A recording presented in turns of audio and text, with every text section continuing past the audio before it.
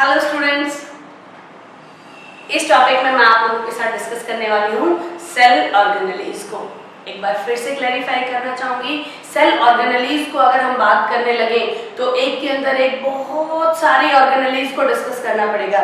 मैं यहाँ पे जो बेसिक ऑर्गेनेलीज हैं उनके बारे में डिस्कशन कर रही हूँ, ठीक है। डिटेलिंग आप अपनी बुक में से पढ़ेंगे, ठीक है। सेल ऑर्गेनेली को पढ़ते हुए हम कंपैरिजन भी करते हुए चलेंगे प्लांट सेल का और एनिमल सेल का, जिससे कि आप लोगों का एक टॉपिक और तैयार हो जाए कि प्लांट सेल में कौन सी ऑर्गेनेलीज होती हैं और एनिमल में कौन से होते हैं, डिफरेंशिएट भी आप उसको कर पाओ। तो जो बेसिकली जो डायग्राम बनना चाहिए वो मैं एक प्लांट सेल का डायग्राम बना देती हूँ, वही कंपोनेंट ऑफ सेल तो हमारे पास कंपोनेंट्स दोनों को नजदीक नजदीक बनाती हूँ और फिर मैं इनका डिफरेंशिएशन करूंगी आप लोगों के साथ। कंपोनेंट्स ऑफ सेल में सबसे पहला प्लाज्मा मेम्ब्रेन दोनों में है। ये है एनिमल सेल और ये है प्लांट सेल, ठीक है। पहला ही अंतर यहां से आ जाता है, जो न्यूक्लियस है एनिमल सेल का वो सेंटर में है, प्लांट सेल का कॉर्नर में है। क्यों है ये हम लोग जब डिस्कशन करेंगे मैं फिर आपको धीरे से बताऊंगी, ठीक है। प्लांट सेल का अगला बहुत इंपॉर्टेंट जो डिफरेंस है वो है प्लांट सेल में सेल वॉल होती है, लेकिन एनिमल सेल में सेल वॉल नहीं होती है। तो ये बेसिक चीज हम बना चुके हैं। बेसिक चीज के बाद अब बात करना शुरू करते हैं सेल ऑर्गेनेलीज की। इसके साइटोप्लाज्म में और इसके साइटोप्लाज्म में क्या क्या चीजें पाई जाती हैं और कौन सा डिपार्टमेंट कौन सा काम करता है उसके बारे में हम डिस्कस करेंगे। सबसे पहली सेल ऑर्गेनेली आ जाती है एंडोप्लाज्मिक रेटिकुलम। एंडोप्लाज्मिक रेटिकुलम बहुत ही इंपॉर्टेंट ऑर्गेनेली है ये, इसके बारे में डिस्कस करेंगे। कई बार तो खाली एंडोप्लाज्मिक रेटिकुलम के ऊपर ही लिखने पे आपको 4 नंबर का क्वेश्चन दिया जा सकता है। ये एक तरह से नेटवर्क की ट्यूब लाइक स्ट्रक्चर है, नेटवर्क की तरह फैला हुआ है। कहां से लेके कहां तक, न्यूक्लियस से लेकर के और प्लाज्मा मेम्ब्रेन तक। सिर्फ इतना नहीं है, पूरे सेल में फैला हुआ है। अब मैं पूरे सेल में बनाऊंगी तो फिर आगे ऑर्गेनेलीज बनाने की जगह नहीं बचेगी, इसीलिए बेसिक थोड़ा सा दिखा रही हूं। दोनों में ही पाया जाता है, प्लांट सेल में भी और एनिमल सेल में भी। कहां से कहां तक फैला हुआ है, न्यूक्लियस से लेकर के और प्लाज्मा मेम्ब्रेन तक। पहली बात, एंडोप्लाज्मिक रेटिकुलम दो तरह के हो सकते हैं, rough endoplasmic reticulum and smooth endoplasmic reticulum. सबसे पहला क्या हो गया, रफ ईआर, इसको आप लोग कई जगह ईआर के नाम से भी जानेंगे। दूसरा है आपका स्मूथ ईआर। अब देखो, अगर मैं यहाँ पे कुछ डॉट लगा दूं तो क्या कैसा लगेगा, ये देखने में खुरदरा लगेगा, रफ। और ये क्या है, दिस इज राइबोसोम्स। इसमें भी पाया जाता है, तो दोनों में इसमें कोई अंतर नहीं है।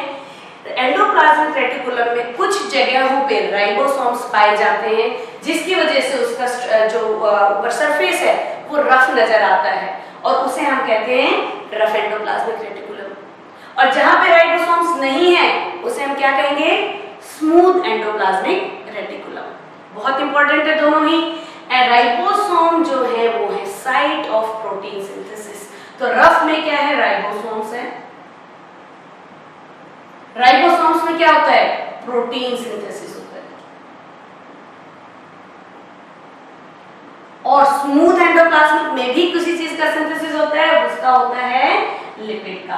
तो आप लोगों से पूछे कि what is the site of lipid synthesis, then it is smooth endoplasmic reticulum. और अगर what is the site of protein synthesis तो rough endoplasmic reticulum. Rough endoplasmic reticulum में राइबोसोम्स है, राइबोसोम्स में प्रोटीन सिंथेसिस हो रहा है। चलो यहाँ से इसका अगला भी हमारे को अभी आंसर आएगा। देखो, टाइप्स पता चल गया और एक हमें पता चल गया प्रोटीन सिंथेसिस हो रहा है और लिपिड सिंथेसिस हो रहा है। इनकी वजह से और भी होगा। एक काम इसका क्या है, बहुत इंपॉर्टेंट, स्ट्रक्चर देने का काम है। स्ट्रक्चर टू सेल, एक तरह से ढांचा बना हुआ है। ढांचा बना हुआ है, पूरे के पूरे सेल को इसने वो कर रखा है, ढांचा बना रखा है, स्ट्रक्चर दे रखा है। और ट्रांसपोर्ट, मटेरियल ट्रांसपोर्ट होता है। सेल के एक पार्ट से दूसरे पार्ट तक जो मटेरियल बन रहा है, सिंथेसाइज हो रहा है, उसको इधर उधर ले जाने का काम करता है। तीसरी चीज देखो, मैं बात कर रही थी प्रोटीन सिंथेसिस हुआ, लिपिड सिंथेसिस हुआ। पिछली वीडियो में हमने बात की थी कि सेल मेम्ब्रेन किसकी बनी हुई है, लिपिड्स की और प्रोटीन्स की। तो मेम्ब्रेन बनाने में मदद कर रहा है ये, वेरी नाइस, बिल्कुल कर रहा है। और उसको हम कहते हैं मेम्ब्रेन बायोजेनेसिस।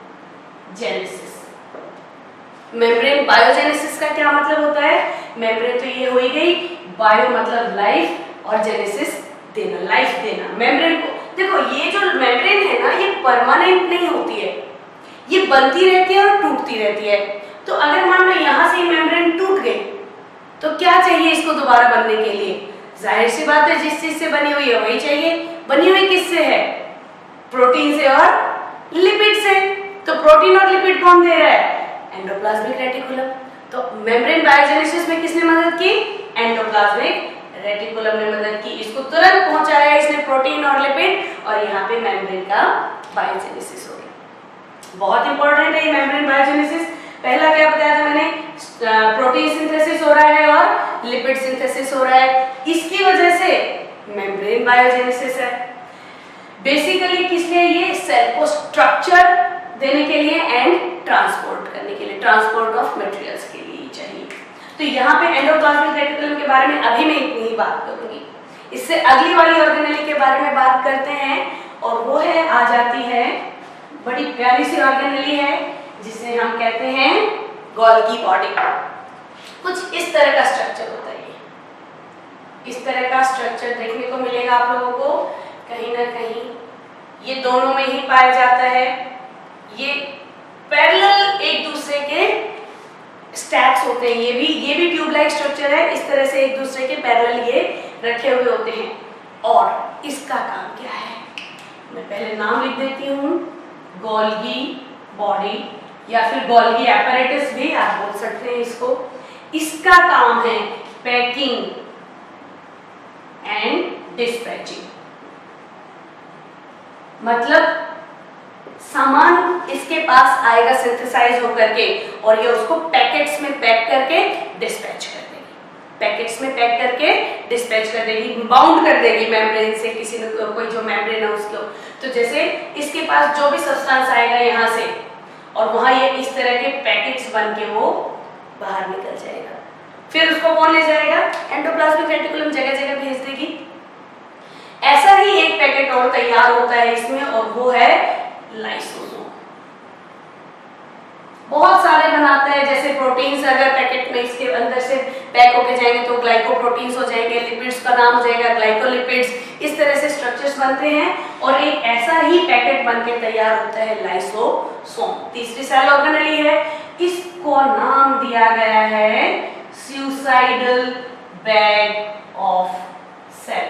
बड़ा ही खतरनाक सा नाम है, सुसाइडल बैग। क्यों नाम दिया गया इनको, देखिए काम तो इसलिए अच्छे के लिए तैयार हुआ था, कोई सुसाइड करने का इरादा नहीं है इसका। इसका काम क्या था, जो सेल में बायोकेमिकल प्रोसेसेस होते हैं तो उसमें जो वेस्ट मटेरियल तैयार होता है उसको डाइजेस्ट करने का, मतलब खत्म कर देने का, सिंपल सब्सटेंसेस में तोड़ने का काम ये करता है। एक तरह से साफ सफाई का काम कर रहा है ना। लेकिन तो साफ सफाई के डाइजेशन के लिए क्या चाहिए, स्ट्रॉन्ग डाइजेस्टिव एंजाइम्स चाहिए, स्ट्रॉन्ग डाइजेस्टिव एंजाइम्स होते हैं इसके अंदर, बहुत स्ट्रॉन्ग, जिससे कि ये सारे जो कॉम्प्लेक्स सब्सटेंसेस बन रहे हैं जो हमारे काम के नहीं, जो सेल के काम नहीं, उनको डाइजेस्ट करके सिंपल सब्सटेंसेस में कन्वर्ट करते रहते हैं। बहुत अच्छी बात है।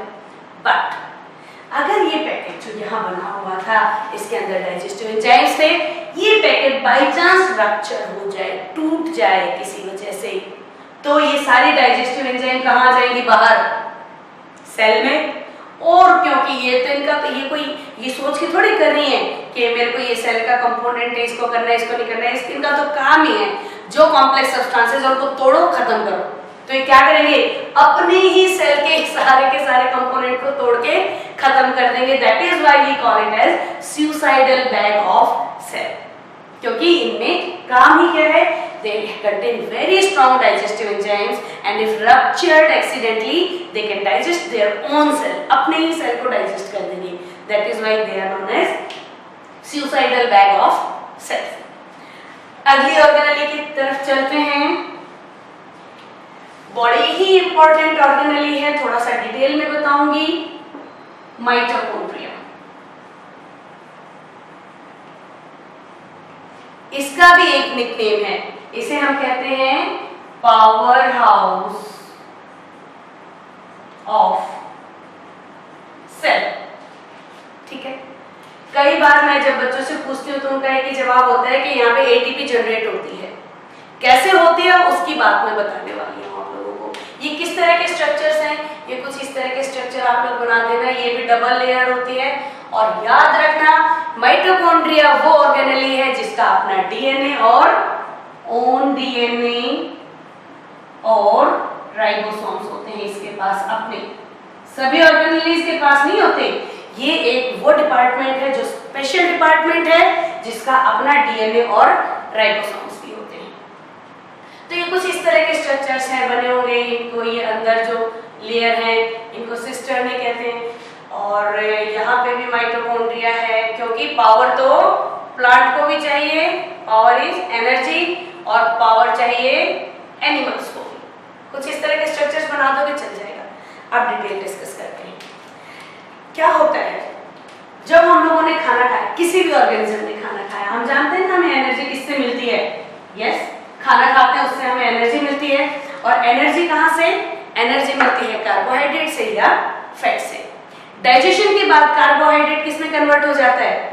ग्लूकोज में कन्वर्ट हो जाता है। हम जानते हैं कहाँ होता है? इंटेस्टाइन में होता है। अब इंटेस्टाइन में तो ग्लूकोज पड़ा नहीं रहेगा। डाइजेस्ट होने के बाद वो ग्लूकोज ब्लड के थ्रू कहाँ पहुंचता है? सेल्स में। हम सब जानते हैं सेल में वो माइटोकॉन्ड्रिया में पहुंचता है। कौन? Glucose C6H12O6। ये क्या है? ग्लूकोज। कहां पहुंचा? माइटोकॉन्ड्रिया में। अब देखो दो प्रोसेस इन्वॉल्व है इसमें एनर्जी लिबरेट होने के लिए। पहला डाइजेशन, दूसरा सांस ले रहे हैं, रेस्पिरेशन। क्यों ले रहे हैं हम ये ऑक्सीजन? क्यों कार्बन डाइऑक्साइड छूट जा रहा है? कार्बन डाइऑक्साइड आ कहां से रही है? थोड़ी थोड़ी देर में हम सांस लेते हैं, इनहेल करते हैं तो ऑक्सीजन इनहेल करते हैं। कारण देखो, ये जो ग्लूकोज है ना, ये पैकेट फुल ऑफ एनर्जी है, लेकिन जब तक इस पैकेट को नहीं खोलेंगे इसमें से एनर्जी लिबरेट नहीं होगी। इस पैकेट को खोलने के लिए कौन जाता है? यहाँ पे केमिस्ट्री की बात करूंगी मैं बायो में। एक केमिकल रिएक्शन होता है, ग्लूकोज किसके साथ रिएक्ट कर रहा है? ऑक्सीजन, जो हमने अभी इनहेल करी थी। इनहेल करने के बाद ऑक्सीजन कहाँ पहुंचती है? सेल्स में। सेल्स में कहाँ पहुंची? माइटोकॉन्ड्रिया में पहुंची। ये भी जहां पहले से क्या मौजूद था? कार्बोहाइड्रेट, ग्लूकोज मौजूद था, सॉरी कार्बोहाइड्रेट नहीं। केमिकल रिएक्शन हो, ऑक्सीजन ने क्या किया? This is combustion reaction. Combustion मतलब जरूरी नहीं है कंबशन में फ्लेम्स उड़ेंगी। कंबशन स्लो भी हो सकता है, जैसे स्लो कंबशन जो इसको तोड़ देगा, एनर्जी के पैकेट को तोड़ दिया तो इसमें से क्या निकली? एनर्जी और CO2 plus H2O, and energy is liberated in this process। और ये सारे काम कहाँ हो रहे हैं? That is why this is known as powerhouse of cell, because mitochondria is site of cellular respiration। आपसे कोई क्वेश्चन पूछे ना, पहली लाइन ये लिख देना, टीचर को पता चल जाएगा, आपको मालूम है। Mitochondria is the site of cellular respiration, where glucose is broken down into carbon dioxide and water to release energy with the help of oxygen, and that is why we call mitochondria as powerhouse of cell। Very important topic, इसलिए थोड़ा सा detail में मैंने आपको बताया। Mitochondria के बाद एक और इम्पोर्टेंट सेल ऑर्गेनेली आ जाती है, जिसके बारे में मैं आपको अभी बताऊंगी। और मैंने कहा था ना कि ये न्यूक्लियस ये कोने में क्यों है, अभी बताती हूँ। पांचवा ऑर्गेनेली है वैक्यूल। वैक्यूल वो ऑर्गेनेली होती है जो इसमें हो भी सकता है, नहीं भी हो सकता है। एक या एक से ज्यादा इस तरह से बैग लाइक स्ट्रक्चर्स हो भी सकते हैं और नहीं भी हो सकते हैं, लेकिन प्लांट सेल में लार्ज होगा, सेंट्रलाइज्ड होगा, जिसकी वजह से इसने न्यूक्लियस को धका दिया है। ये वैक्यूल है जिसने न्यूक्लियस को एक कोने में धकाया हुआ है। अब ये है क्या? देखो, जो भी चीज सिंथेसाइज कर रहा है प्लांट, वो किस में स्टोर करता है? वैक्यूल में, स्टोरेज हाउस है। तो अब आप लोगों को पता चल गया होगा एनिमल में क्यों नहीं है, हम कुछ सिंथेसाइज करते ही नहीं, हम तो वो खाते हैं जो प्लांट हमारे लिए सिंथेसाइज कर देते हैं, है ना। तो हमें वैक्यूल के स्टोरेज की जरूरत नहीं है। एनिमल प्लांट सेल में तो स्टोरेज की बहुत जरूरत है, क्योंकि वो तो सारा दिन सिंथेसाइज करते चीजें बनाते हैं, तो वो स्टोर कहाँ होगा, वैक्यूल में होगा। सेंट्रलाइज्ड लार्ज वैक्यूल होता है जिसकी वजह से न्यूक्लियस को ढका देता है। तो वैक्यूल प्लांट सेल में सेंट्रलाइज होगा, लार्ज होगा। एनिमल सेल में मे और मे नॉट बी प्रेजेंट, अगर होगा तो एक या दो तीन छोटे छोटे वैक्यूल्स हो सकते हैं। सिक्स्थ वेरी इंपॉर्टेंट ऑर्गेनेली जिसकी वजह से ये सारी दुनिया जिंदा है, बहुत छोटे छोटे ऑर्गेनेलीज हैं, लेकिन है क्या, प्लास्टिड्स। सिर्फ और सिर्फ प्लांट्स में पाए जाते हैं, that is why plants special है। और मैंने क्यों कहा कि सारी दुनिया जिंदा है, अभी बात करती हूँ। ये कुछ इस तरह के होते हैं, देखो बहुत सारे होंगे, ये ऐसे जैसे एक सिक्के के ऊपर दूसरा सिक्का रखते चले जाए ना, इस तरह के स्ट्रक्चर्स होते हैं, बहुत सारे पाएंगे ये प्लांट सेल में। एनिमल सेल में तो होंगे ही नहीं, ये भरे होते हैं, प्लांट सेल में ढेर सारे भरे होते हैं। प्लास्टिड्स तीन तरह के हो सकते हैं, क्लोरोप्लास्ट, फिर आता है क्रोमोप्लास्ट एंड ल्यूकोप्लास्ट।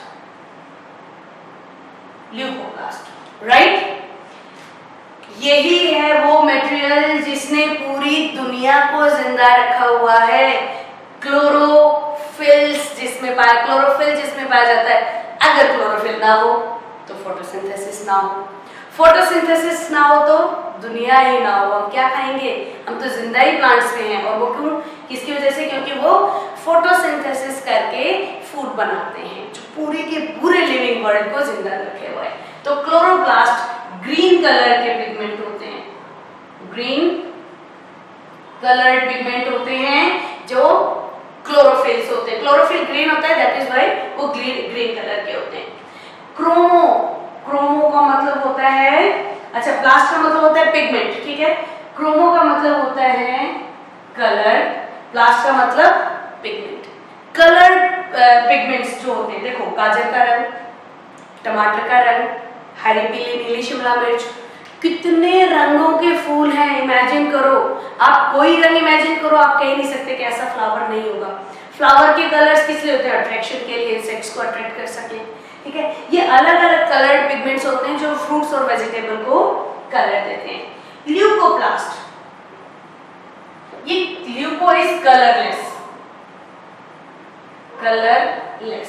ये कलरलेस पिगमेंट होते हैं। क्या स्टोर करते हैं, फैट्स एंड